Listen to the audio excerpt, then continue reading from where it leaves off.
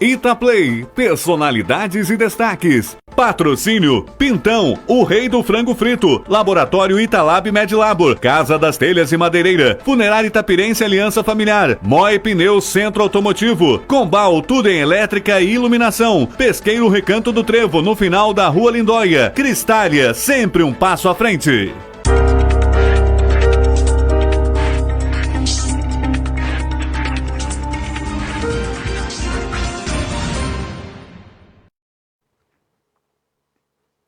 Muito bem, começando mais uma edição do programa Personalidades e Destaques, como já anunciamos ao longo da semana, hoje via link falando com a doutora Maíra Caridônia Recchia Baiodi. Ela é advogada, coordenadora-geral do Observatório de Candidaturas Femininas da OAB, secretária-geral da Comissão de Direito Eleitoral da OAB São Paulo, cofundadora do Pra Elas, integrante da Rede Feminista de Juristas, da FEM, da Associação Brasileira de Mulheres em Carreiras Jurídicas e do Advogado no Brasil. Também foi diretora jurídica da Câmara Municipal de Jaguariúna, conselheira do Conselho Municipal dos Direitos da Mulher de Itapira, presidente da Comissão da Mulher Advogada da 95ª Subseção de Itapira da OAB, nos triênios 2016, 2017 e 2018, autora de artigos sobre a violência política de gênero. Como a gente já anunciou, nós vamos falar aqui sobre o empoderamento feminino e também da violência contra a mulher. No meu estúdio, aqui comigo, está o Daniel Portilho, meu convidado hoje. Pode tirar a máscara, que a gente já está dentro do distanciamento sanitário. Obrigado. Dr. José Hortêncio Francischini, que pode também ficar à vontade, que vamos tabelar aqui com a doutora Maíra. Doutora Maíra, muito obrigado por arrumar um espaço na sua concorrida agenda, né, para atender aqui a Mogiplay e Itaplay no programa Personalidades de Destaque. Prazer estar com você. Está me ouvindo, está me vendo bem, doutora? Tô sim, JP. Eu que agradeço o convite. Para mim é uma honra poder falar com você, um profissional que eu admiro tanto na área da comunicação, e ver hoje que estamos muito bem acompanhados tanto pelo Daniel e pelo meu colega, pelo Dr. Francischini, a quem eu estendo aí o boa tarde nesse programa e nessa data de hoje. Obrigada pelo convite. Doutora, vamos falar aí do empoderamento feminino. Na verdade, eu até já ia mudar um pouquinho a pauta. O empoderamento feminino é o mesmo do que as feministas, o movimento feminista ou não?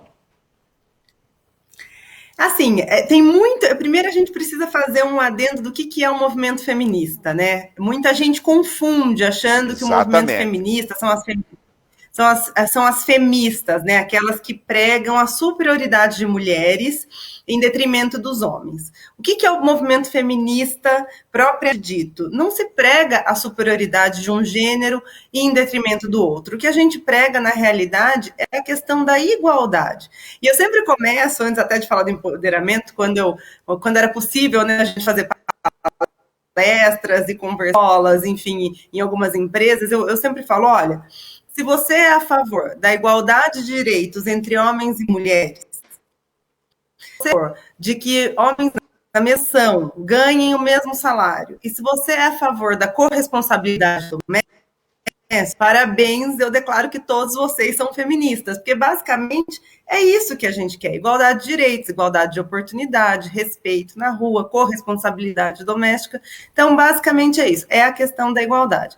E por que é necessária a questão do empoderamento e por que as feministas falam tanto do empoderamento? Porque a gente ainda vive, e isso vem melhorando sim, mas a gente ainda vive num país que é culturalmente machista, que as mulheres ainda são medidas pelos seus vestuários, que elas ainda não são vistas como capazes de ocupar lideranças em algumas posições, ou em algumas empresas, alguns setores, por exemplo. Então, as mulheres se submetem a relacionamentos abusivos, né? Então a gente vê que tem muitas mulheres que são controladas pelos seus companheiros, algumas ainda não conseguem sair para trabalhar. Então, na realidade, o empoderamento feminino ele vem para que essas mulheres tomem as rédeas das próprias vidas, JP. É como se elas pudessem, de fato, gerir as próprias vidas. Parece, mas não é simples. Daniel Portilho, pode fazer a pergunta para a doutora Maíra, que está te ouvindo lá. Primeiramente, boa tarde, doutora. Agradeço as palavras de carinho a mim direcionadas, né? E com relação à pergunta quando acontece esse empoderamento? Eu acho que é uma construção diária, e eu costumo dizer assim que isso é responsabilidade dos pais e das mães, né, desde a primeira infância. É muito comum a gente ver, e eu sempre falo isso também, das lojas de brinquedos serem muito setorizadas, né? Tem as brincadeiras de meninas e tem as brincadeiras de meninos. As meninas estão sempre atreladas à questão doméstica, estão sempre atreladas à questão de cuidado para com crianças, então por isso que a gente vê nas lojas de brinquedo um setor rosinha, onde são vendidas bonecas, ferrinho de passar roupa, cozinhinha, e na questão, no setor mais masculinizado, digamos assim, né, que seria o setor para os meninos, a gente vê blocos de construção, carrinhos, mas também brinquedos relacionados à criatividade, então a questão da engenharia, a questão da medicina e outras profissões também. Então começa desde aí. Eu acho que criar as crianças de uma maneira que elas se permitam entender como iguais. Então, o que seria o problema de um menino brincar de boneca, por exemplo? Eu costumo até brincar, assim, o máximo que vai acontecer é ele ser um bom pai lá na frente, né? Então, eu acho que o empoderamento ele tem que ser construído ao longo da vida, para que as meninas saibam dizer não quando não querem alguma coisa, né? Saibam se posicionar, acreditam que possam chegar onde elas quiserem. Então, o empoderamento, acho que já na primeira infância, e ele tem que ser construído aí por toda a vida, e acho que é responsabilidade não só da família, mas dos educadores, de quem aquela criança estiver ali por perto. Doutor Francisquini está aqui com uma pergunta também para a doutora Maíra. Doutor Maíra, boa tarde. Prazer hoje estar com você, né? Essa ótima advogada, né? Colega de trabalho, excelente, né? O empoderamento feminino é necessário nos dias de hoje? É muito necessário porque a gente ainda vive índices altíssimos de violência contra a mulher. E eu fico muito à vontade de falar com o senhor, que é um colega que eu admiro tanto, porque até pouco tempo atrás, até meados da década de 60, inclusive, as mulheres só podiam receber herança, né? Veio até o Estatuto da Mulher Casada depois, com autorização dos seus maridos. Ou então só podiam sair trabalhar com autorização dos seus maridos. Quando se separavam, muitas vezes perdia a guarda das crianças. Então, se a gente for parar para pensar, da década de 60 para cá, é pouquíssimo tempo quando a gente fala de história, né? Faz pouco tempo também que as mulheres começaram a votar, não tem 100 anos que as mulheres começaram a votar. E a gente vê, o Daniel está aqui, não me deixa mentir, o quanto foi necessário que a legislação penal também evoluísse para que a gente tentasse tutelar essa questão da integridade física das mulheres. Até 2006, nós não tínhamos uma ferramenta judicial ou policial. Travou? Não, tá ótimo. Tá ótimo. Ah, então tá, porque para mim congelou aqui, desculpa. Que conseguisse proteger as mulheres, né? Então veio a Lei Maria da Penha justamente para tentar com que essas mulheres tivessem maiores garantias de proteção no lugar que elas deveriam estar mais protegidas. Então vieram as medidas de urgência. Agora, por que é importante o empoderamento? Justamente porque a violência contra a mulher ela é tão enraizada que é difícil até de identificar. A gente consegue identificar com bastante clareza a violência física, a violência sexual, as violências que deixam vestígios. Mas eu costumo dizer que toda mulher já passou ou vai passar alguma vez na vida por um assédio sexual, por um assédio moral, ou até mesmo por violência psicológica. Quantas mulheres não são tidas como histéricas, como desequilibradas, como malucas, né? Aquela violência emocional que vai se reproduzindo diariamente. Então, muitas vezes até com relação a silenciamentos, os companheiros as ignoram depois de uma briga, enfim, uma série de coisas. Então, é necessário que haja um empoderamento e é necessário que essas mulheres tenham uma rede de apoio também.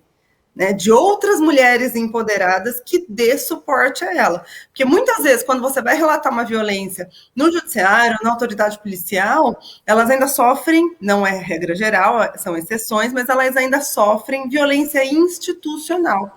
Então, costumo dizer assim, ontem eu estava dizendo, às vezes é exaustivo ser mulher na política. Eu estava num painel de política, né? Eu, como vocês disseram aí, eu sou coordenadora de um projeto da OAB, mas eu acho que na realidade é exaustivo ser mulher em vários espaços, né? Então, é necessário ainda que haja um empoderamento diário, né? A gente tem, eu falo que eu sou muito, se eu estiver falando muito, vocês me cortem, hein, gente, por favor. Não, eu falo que eu sou você é entrevistada. Feminista.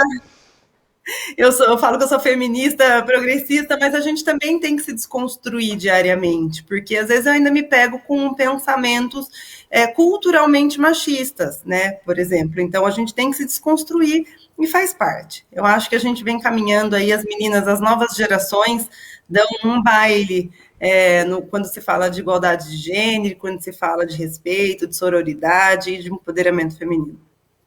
Doutora, eu já vou até pular essa pergunta, que você já deu uma pincelada na próxima matéria nossa, que é a violência contra a mulher. Você não pode falar de empoderamento sem citar a violência contra a mulher. Bom, você até citou no início da sua fala, comentários sobre aparência ou personalidade incomodam e magoam muito as mulheres. Eu vou até agregar algo aí, mais um pouquinho. Há hoje, isso é mais no campo das feministas, assim, o homem pode se tornar mulher, mas ele não perde o bio dele, que é forte. Eu vi não está nem na pauta, eu ouvi uma jogadora de vôlei e falando, mas quando ela subiu para fazer o corte na rede, eu não vi uma mulher igual a mim. E esse empoderamento, essa igualdade precisava ter um critério um pouquinho mais, vamos ver se você entendeu a pergunta, um critério mais buscando essa diferença do físico, nesse caso, que eu estou dizendo foi a própria professora, a própria jogadora, companheira de vôlei. Agora, há pouco tempo tem uma corrida na França, que é um tour lá, e ganhou também um homem que acabou sendo já mulher agora. Estou falando uma linguagem bem popular para os nossos internautas entenderem. Você captou como é que foi a minha pergunta, que foi um pouco comprida, doutora? Sim. É que na realidade, eu acho que a gente tem que... Hoje já existe, inclusive, legislação para isso, quando a gente fala de nome social, de uma série de coisas. As pessoas, elas hoje são identificadas, elas são vistas, né, pelo gênero que elas mesmas se identificam. E eu sou defensora disso. Eu acho assim, se a pessoa se identifica pelo gênero feminino, se a pessoa se identifica pelo gênero masculino, eu acho que é essa regra que tem que valer, né? Senão a gente começa a subdividir, e aí meu ponto de vista, às vezes, é que é mais uma forma de preconceito, ou então de, assim, cercear aquela pessoa de estar ali naquele meio em que ela se identifica. Inclusive, tem isso hoje com relação aos banheiros também, né? Eu acho o gênero que a pessoa se identifica é o banheiro que ela tem que usar, a categoria do esporte que ela tem que disputar, enfim, por aí adiante. Acho que é um sinal de respeito para a personalidade, para com aquela pessoa que se identifica com aquela personalidade daquele determinado gênero. Bom, tá certo. Bom, outra coisa, eu sei que as mulheres estão garantidas na CLT, igualdade, condição, salário. E eu vou até aproveitar, as mulheres se sentem incomodadas nas reuniões de trabalho, elas não conseguem ter o mesmo espaço do que uma diretoria, é mais difícil para a mulher chegar a uma coordenação, é mais difícil para a mulher conseguir um cargo dentro de uma empresa da qual ela trabalha, com relação a competir com a do sexo masculino? Muito mais difícil, é muito mais difícil. Vou responder essa e depois eu falo do vestuário. A gente vê, por exemplo, no judiciário ou nas empresas, de um modo geral, a base da pirâmide hoje ela é composta predominantemente por mulheres. Então, aqueles cargos de ingresso, seja na magistratura, seja na advocacia, seja numa empresa X, os maiores cargos de início são ocupados por mulheres. O que a gente percebe é que, para além da diferença salarial, hoje ainda as mulheres ganham em média 35% menos do que os homens, né? Quando a gente vai subindo as posições dessas empresas, desses conglomerados ou dessas instituições, a gente vê que cada vez mais são homens que galgam esses espaços de liderança e de gestores em detrimento de mulheres. Então, é muito comum você ver em uma reunião corporativa ela ser composta majoritariamente por homens. Na política, a gente tem isso também. A maioria da população brasileira hoje é formada por mulheres, nós somos 52% da população, mas estamos representados em apenas 15% nas casas legislativas, né? Então, para você ter uma ideia, JP, nos cargos altos, né, seja ele de instituições bancárias, dos grandes nichos mesmo do mercado, as mulheres ocupam apenas 4% das presidências. Apenas 4%, o restante todo é composto por homens. Então, assim, existe uma franca diferença, a gente costuma dizer que existe até um fenômeno que é chamado de teto de vidro. Essas mulheres, elas começam a galgar algumas posições dentro dos espaços que ocupam, sejam eles empresariais, institucionais, elas são mais qualificadas, elas estudam mais, tem índices que demonstram que as mulheres estudam mais do que os homens e acabam trabalhando ainda mais para demonstrar sua competência, mas quando acontece a tão famosa promoção, são os homens que são promovidos e não as mulheres. Então, é como se elas conseguissem subir até um determinado parâmetro e aquelas encontrassem um teto de vidro, que é um obstáculo que você não vê, né, o que te impede, dali mas você para lá não não vai mais. Não vai mais. Não vai. Vão poucas. Você falou que você ia falar do vestuário. Então, e com relação ao vestuário, é muito difícil. Nós, advogadas, o Dr. Francisquini está aqui, sabe, quando o fórum estava aberto, e isso em todos os lugares, as mulheres, as advogadas ainda são medidas pelo tamanho da saia. São impedidas de entrar, muitas vezes, por conta do vestuário. Inclusive, teve um movimento, sua saia não me... a sua régua não mede minha saia, uma coisa assim. Não me mede.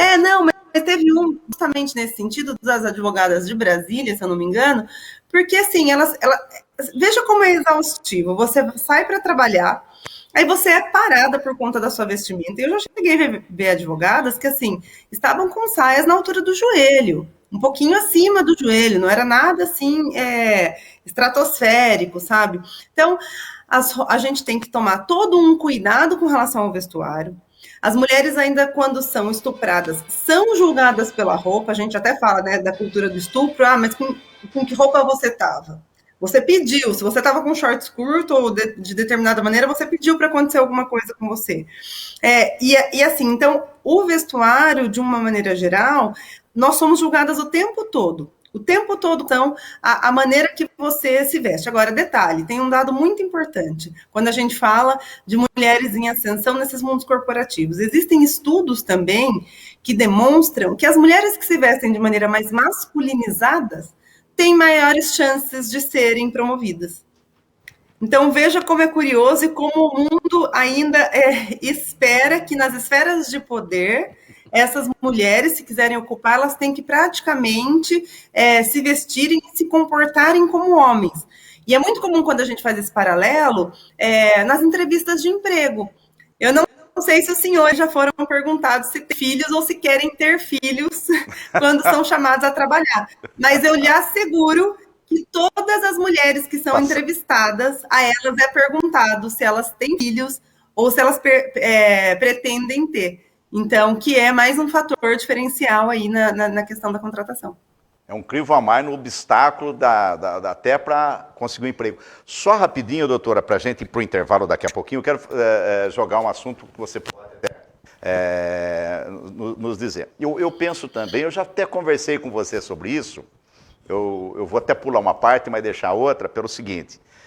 As mulheres, em termos de ser eleitoras, vão entrar no mundo político. Elas não votam nas mulheres. O que acontece que as mulheres não votam nas mulheres? Você sabe que nós dois já conversamos sobre isso. Eu vou responder ou você vai chamar o comercial aqui? Não, eu quero que você responda para eu chamar o comercial, senão o internauta fica bravo comigo. Então tá bom. Não, porque assim, esse tema, eu vou ser muito complexo. Porque assim, hoje, o eleitorado brasileiro também é composto pela maior parte de mulheres. Eu costumo dizer, inclusive, que as mulheres hoje, elas elegem quem elas quiserem. Qual é o problema? De que as mulheres não são nem eleitas, né? Não é nem que as mulheres não votam nas mulheres. Vamos lá, o raciocínio é o seguinte. Primeiro que as mulheres têm menores chances de se consagrarem eleitas, porque elas enfrentam desafios na corrida eleitoral. Elas não têm adequada visibilidade e nem financiamento de campanha.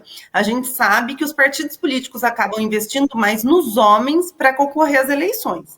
E isso é cultural, porque se você tem hoje um congresso de 85% de homens contra 15% de mulheres, a figura do cara a figura da pessoa, né, que se consagra vencedor é homem, branco, heterossexual, detentor de capital, porque essa é a maioria dos eleitos. Então, a gente já tem aquela questão do espelho, as mulheres não identificam outras mulheres nesses postos de liderança, né? Então, e além disso, a gente tem pouco financiamento de campanha, pouca aparição. Para finalizar, existe uma cultura que faz parte dessa cultura machista e patriarcal que às vezes eu falo, que é justamente a lenda que contaram para nós que mulher não é amiga de mulher. Que nós não conseguimos ser amigas umas das outras e que nós disputamos espaços uma com as outras. E eu sempre brinco, assim, que os homens já nascem sindicalizados, porque a broderagem, ela é infinita, assim, se estão certos ou errados, os homens defendem uns aos outros.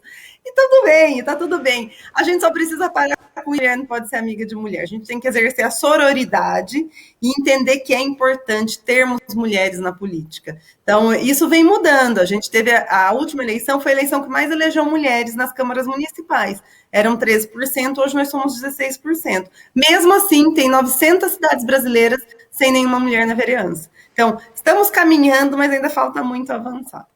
Tá ok. Eu peço que vocês votem em mulheres na próxima eleição. Mulheres, olha o conselho aí da doutora Maíra. Mulheres, votem em mulheres, né? Elejam mulheres. Bom, rapidinho, doutora, dá tempo de você tomar uma aguinha, molhar a garganta. Nós vamos para o intervalo, a gente volta rapidinho daqui a pouquinho.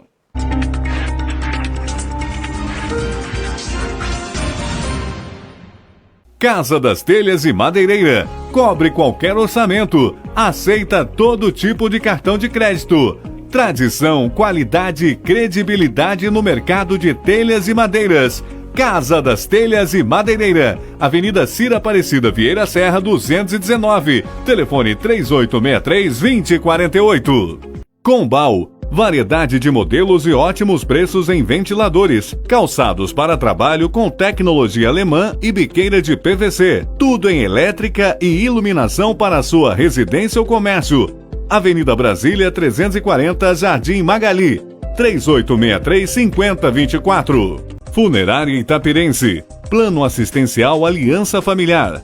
Descontos em médicos, dentistas, exames, fisioterapia. 3863-6819, 3863-6820. Rua Rui Barbosa, 123. Mãos que guiam e orientam nas horas difíceis.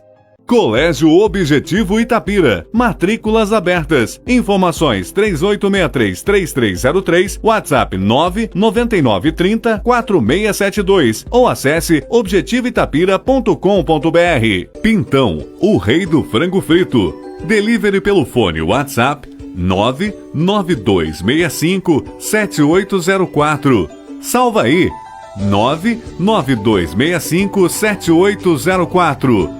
Pintão, Avenida Castro Alves 296, Itapira.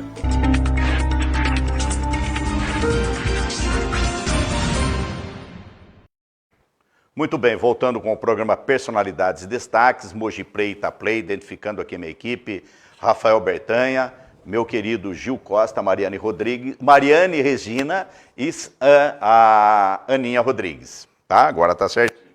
E comigo, meus dois convidados aqui, o meu querido Daniel Portilho, doutor José Hortêncio Francischini. Doutora Maíra, vamos ver se a gente volta com você, tá me ouvindo legal? Tá, velho, então vamos agora. Agora vamos falar um assunto que é muito importante, principalmente para as mulheres. Aquele dito popular, doutor, em briga de marido e mulher, ninguém deve meter a colher? Isso caiu em 2006 com a Lei Maria da Penha. Na realidade, uma das grandes conquistas da Lei Maria da Penha foi tirar do âmbito privado da esfera particular das famílias a questão da violência contra a mulher.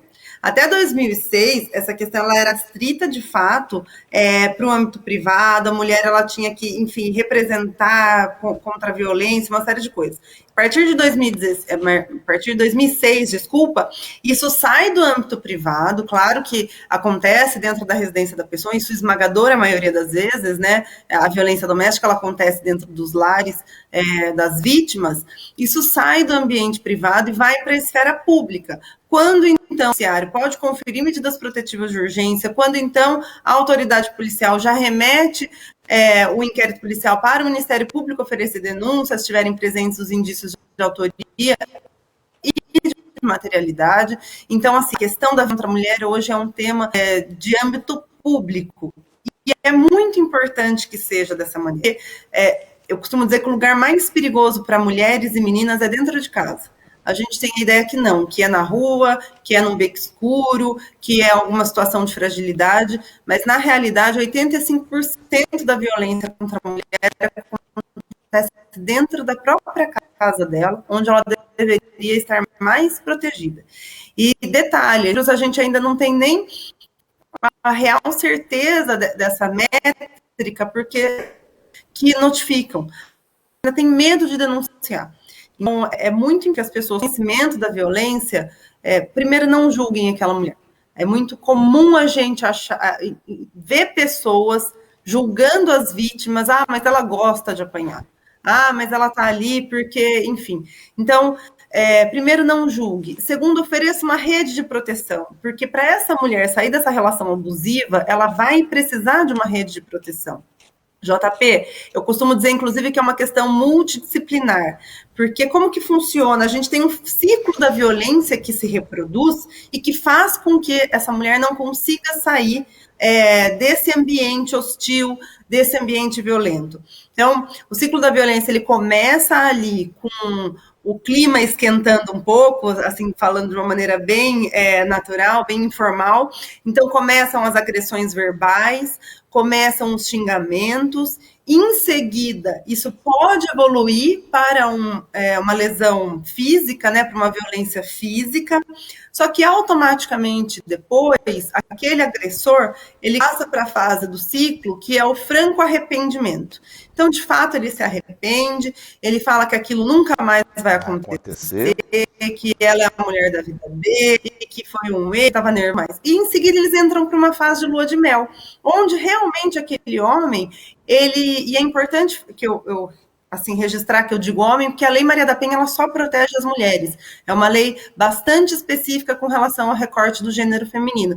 Então, o agressor, aquele homem, quando ele promete àquela mulher que ele vai mudar, ele passa, de fato, o casal passa por uma fase de lua de mel, onde aparentemente ele mudou, mas até que o ciclo começa a se repetir novamente, até que comece novamente as agressões, de tensão, as agressões.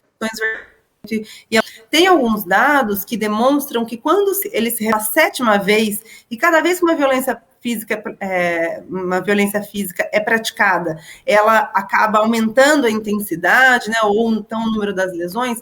Quando esse ciclo da violência ele se repete pela sétima vez, essa mulher, a qualquer momento, ela pode ser vítima de um feminicídio, que é justamente o homicídio contra a mulher pelo fato dela ser mulher.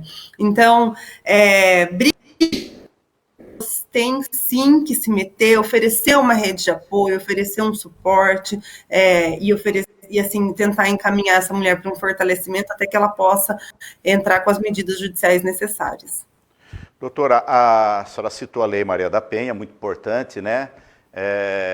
Acontece que os números têm aumentado muito do feminicídio, agressão contra as mulheres.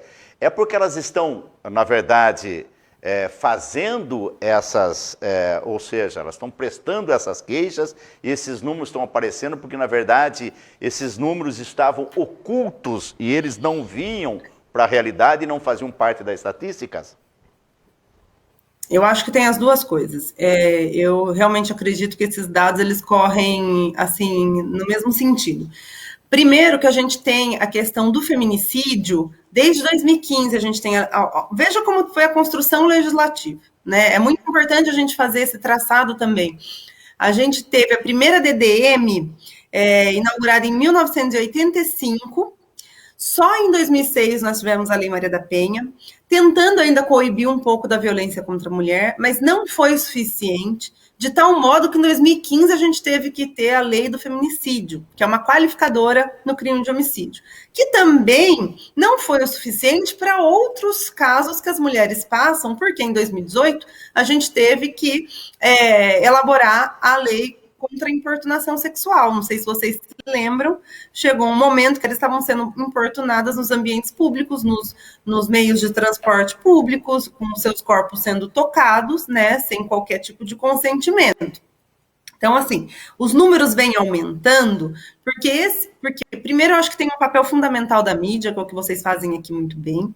As mulheres estão denunciando mais, acho que elas estão se sentindo com essas redes, com a sociedade de debate temático, elas se sentem mais fortalecidas, mas, ao mesmo tempo, a aplicação da lei está sendo de uma maneira mais correta, porque, embora a gente tenha legislação de feminicídio desde 2015, em 2018, 2019, eu ainda pegava alguns casos de feminicídio que não tipificados como feminicídio, eram tipificados como um homicídio simples, né, sem a aplicação da qualificadora. Eu acho que tem as duas, o sistema vem evoluindo para que esses dados estejam mais corretos e acho que as pessoas também têm denunciado mais. Agora, detalhe, a pandemia aumentou em 40% os índices de violência contra a mulher. Eu ia entrar o isolamento nesse detalhe, social... Você está antecipando legal.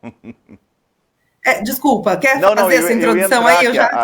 Depois, nós estamos vivendo há um ano e 2, 3 meses, quase, com a pandemia, onde ficaram os maridos, as esposas, ficaram mais em casa, e você disse que esses números aumentaram com relação à violência feminina, ou seja, as mulheres foram mais agressivas, foram mais agredidas e, consequentemente, mais mortas, né? Que os números nossos são números horripilantes com relação a mortes de mulheres, né? A gente fala que houve a lei do feminicídio, mas parece que isso também não ajudou, né? Essa cultura enraizada nossa, o matar pela honra, parece que ainda está incrustada no macho, que ele tem que, olha, eu posso tudo, eu estou dizendo como homem, eu posso tudo, mas a mulher não pode nada, quer dizer, não quer aceitar o crescimento, a igualdade, até a alegria da própria mulher. Ela me separou, ela tem que sofrer. Ela separou, ela tem que ser triste. Se ele vê alegre, já é suficiente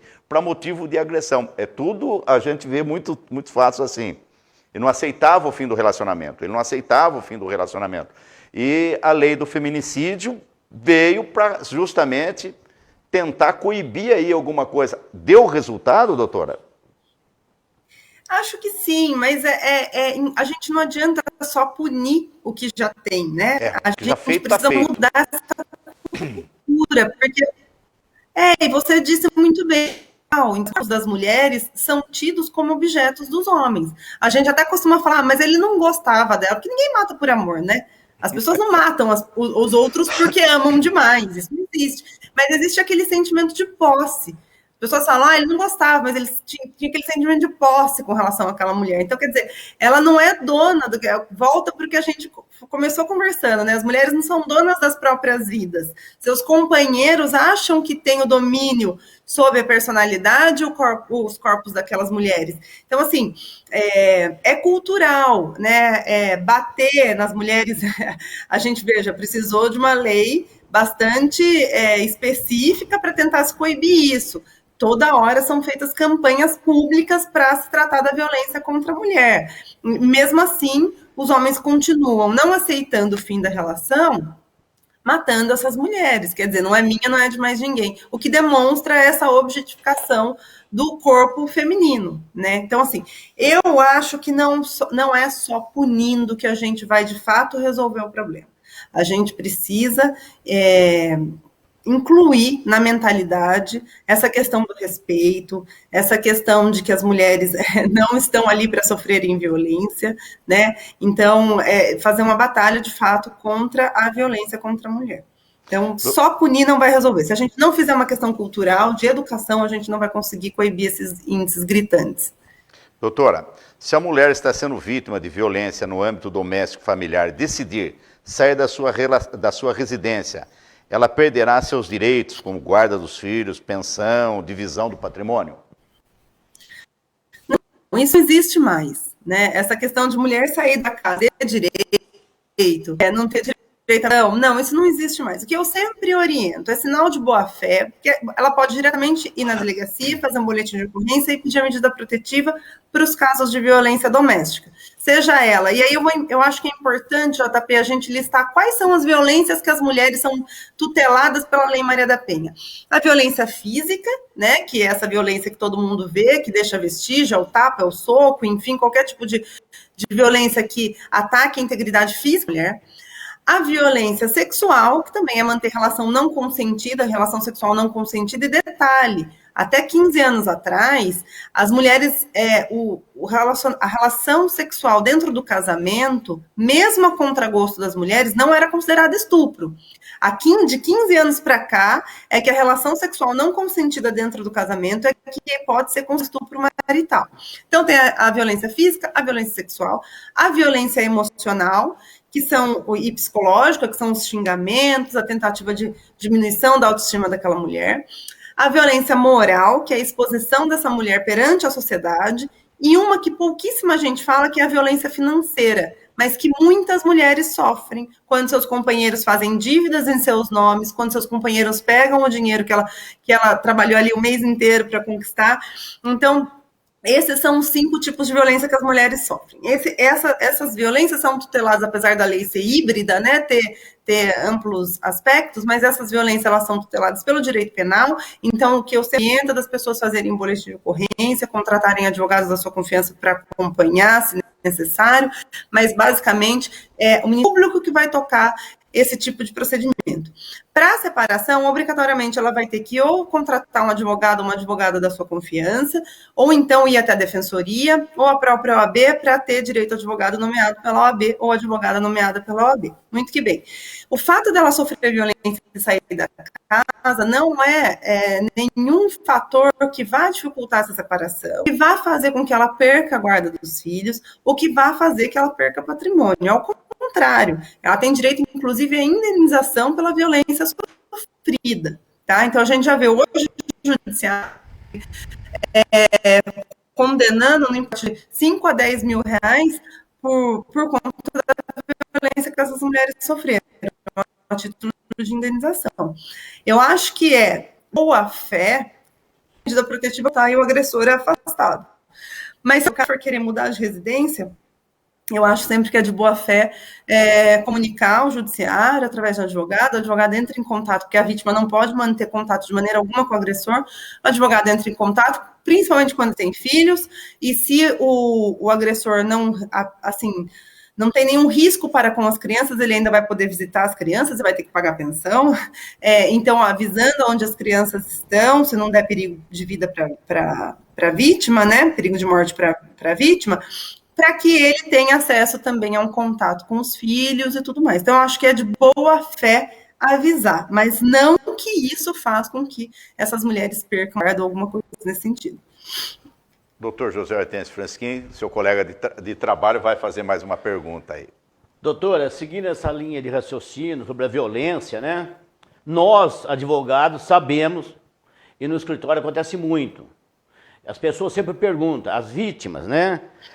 Entra com medida protetiva, regulariza, formula, né? O pedido. E depois, de um certo tempo, estando com a medida protetiva, eles reconciliam. Explica para o povo o que acontece. Travou lá? Vê se volta a conexão. Chegou? Voltou? Você chegou a ouvir? Não, você chegou a ouvir a pergunta do doutor Franskin? Eu ouvi. Pode responder, tudo. Então tá legal. Tá ouvi. Reconectado aqui. Então tá bom. É muito comum, doutor Francisco, como a gente vê sempre, né? Justamente porque eu acho que um dos fatores são vários fatores. A questão da sociedade ainda cobrar sempre reconciliar. Pegados de mulher foram até o escritório, doutora, eu vim aqui, o que acontece? Se você se separa mais, e depois ela acabou se reconciliando mesmo. Eu acho que é uma questão da sociedade que cobra ainda, independente do que aconteça, a mulher está sempre ali atrelada a tentar salvar o casamento. Mas também tem essa questão que eu falo que é multifatorial, que o agressor, muitas vezes, ele não é aquele malvadão que a gente vê nos filmes, do bonzinho contra o malvadinho.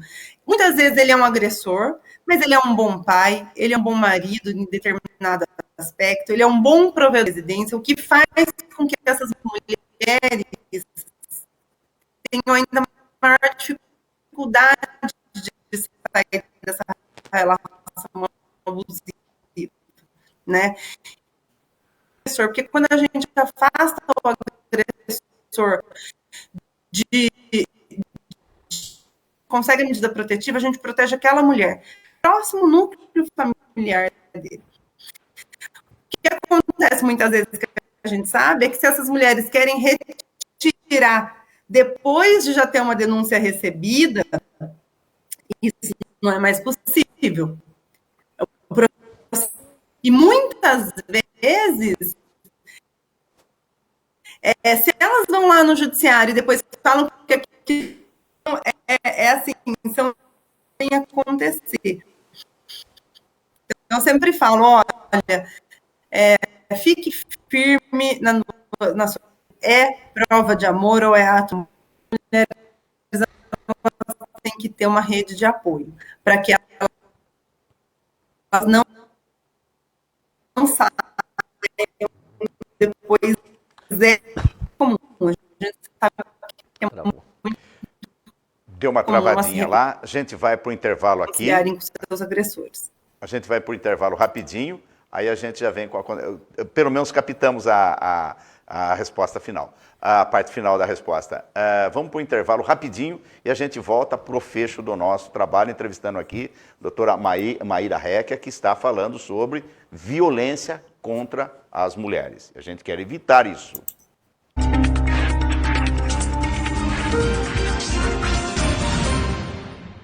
Laboratórios Medilabor e Italab. Excelência em exames laboratoriais, inclusive para a Covid.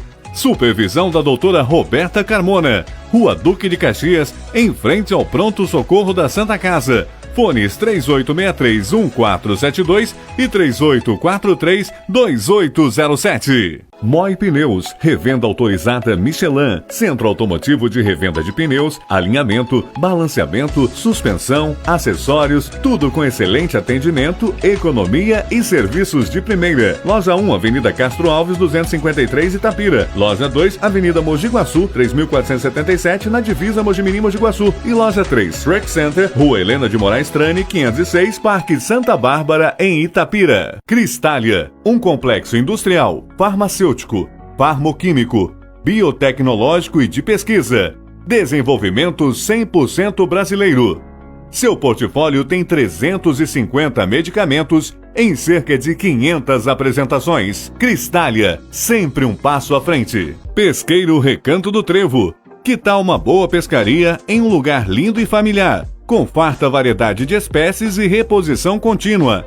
O local perfeito para momentos relaxantes é Pesqueiro Recanto do Trevo, no final da Rua Lindóia.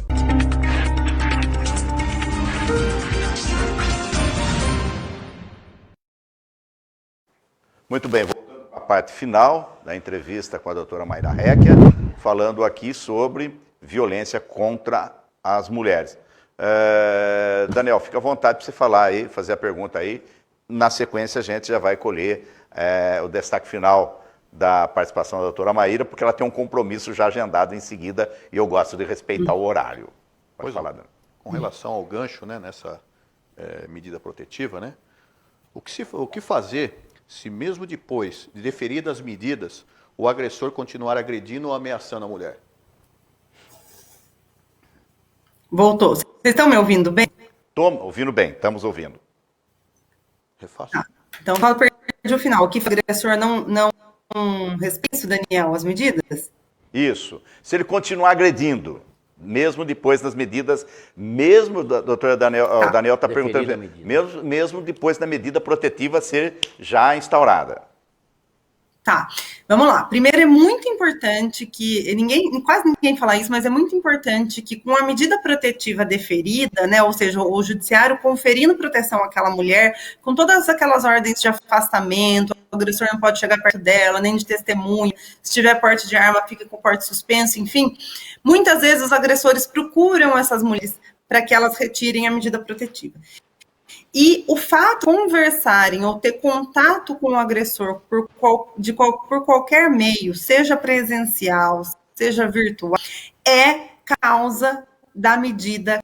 Por quê? A medida protetiva ela é feita para proteger aquela mulher. Se aquela mulher mantém um contato para com o agressor, o judiciário entende que se ela não tem medo de manter esse contato, então ele não precisa tutelar essa proteção. Porque, veja, é uma exceção. Você não pode impedir as pessoas de andarem, circularem livremente, só quando existe um caso muito grave, que é o caso da violência contra a mulher. Então, a medida cai se essa mulher tiver contato com esse agressor. Mas, então, mulheres não têm, com medida protetiva, não tenham contato com os agressores para não ter a medida revertida. Mas se ele, mesmo assim, continuar insistindo no contato, na ameaça, na agressão, isso pode ser convertido, a medida protetiva que estava ali só para ele não entrar em contato com ela, ou não se aproximar dela, pode ser convertida em prisão preventiva. Então, esse agressor, ele pode ser preso preventivamente no caso de descumprimento da medida protetiva, tá? Então, se ele continuar fazendo qualquer tipo de descumprimento do que estava ali na protetiva, ou então continuar as agressões, ele pode ter uma prisão preventiva deferida contra si. Doutora Maíra, terminou a nossa entrevista. Muito obrigado pela participação, tá? Você tem um tempinho ainda para você fazer as suas considerações final, principalmente um assunto tão polêmico, tão complicado, dá para a gente ficar aqui umas 2, 3 horas falando. E né, eu gostaria, primeiro, claro, de agradecer de coração a sua participação aqui. Tivemos alguns probleminhas técnicos devido à internet, mas a mensagem chegou, com certeza. Eu quero agradecer o Daniel Portilho, agradecer o Dr. Francischini, sobretudo agradecer você por arrumar um espacinho na sua agenda, mesmo à distância, via link, e atender aqui o programa Personalidades e Destaques, né? Parceria Mogiplay e Itaplay. E de coração dizer tudo de bom para vocês. Vamos torcer para que caia esses números o mais rápido possível. Obrigada. Vocês estão me ouvindo? Porque aqui está oscilando um pouquinho. Muito bem, estamos ouvindo bem. Então tá. Eu queria agradecer imensamente o convite, assim, você sabe, todas as vezes que você me chamar, eu vou estar à sua disposição. Esse trabalho que vocês fazem na comunicação é de fundamental importância para a gente combater a violência contra a mulher, porque eu acho que só realmente com a difusão da informação, com essas mulheres conhecedoras dos direitos delas, é que elas vão ter condição de tomar uma decisão de sair dessas relações abusivas. Não é fácil, mas é importante para que elas não se tornem mais um número dos índices acachapantes que a gente tem de feminicídio. Então, procurem uma rede de apoio, procurem uma advocacia especializada, procurem o Ministério Público, ou então a própria autoridade policial. É importante que seja dado um basta em qualquer tipo de situação de violência. Não aceitem nada menos do que vocês merecem. E muito obrigada pelo convite, JP, meu amigo Dr. Francischini, Daniel, sintam-se abraçados também por aí. Muito bem, encerramos aqui a nossa entrevista com a doutora Maíra Recchia, que falou sobre o empoderamento da mulher, falou sobre também a violência contra a mulher, é um conselho de uma profissional que conhece a área, também mulher, é esse que é o detalhe. Tenha uma boa tarde, doutora, muito obrigado mesmo. Boa tarde, doutora. Obrigada, um beijo em todos vocês, em todos e todas. Obrigado. Muito bem, agradecendo aí os nossos sempre parceiros e amigos, né, que dá o nosso respaldo publicitário. Mais uma vez agradecendo meu querido Rafael Bertanha, meu Gil Costa, Mariane, Regina e a Aninha Rodrigues. Obrigado ao Daniel, obrigado também ao Dr. Francischini.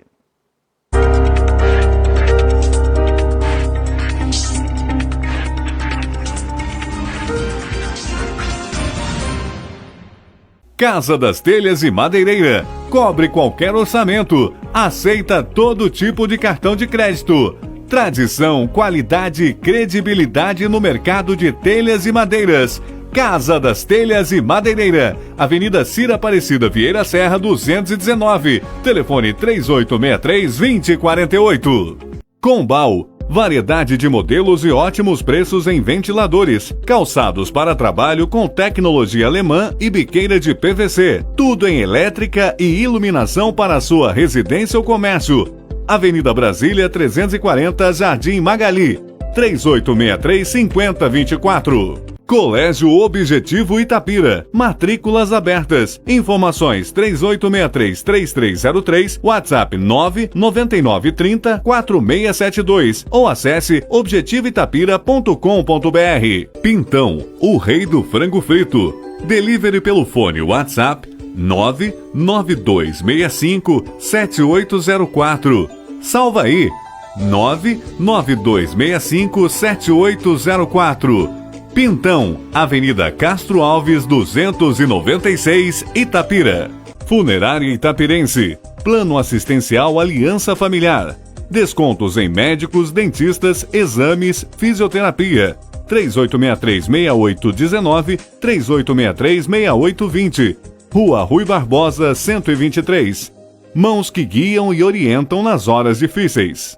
Laboratórios Medilabor e Italab. Excelência em exames laboratoriais, inclusive para Covid.